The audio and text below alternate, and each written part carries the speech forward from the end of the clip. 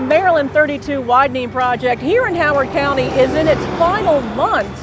Today, crews are working on guardrail and landscaping. We expect another traffic shift in the next month so that crews can focus on paving. Substantial completion of this project is scheduled for this summer. We at MDOT SHA want to thank everyone for your patience as we improve safety and congestion.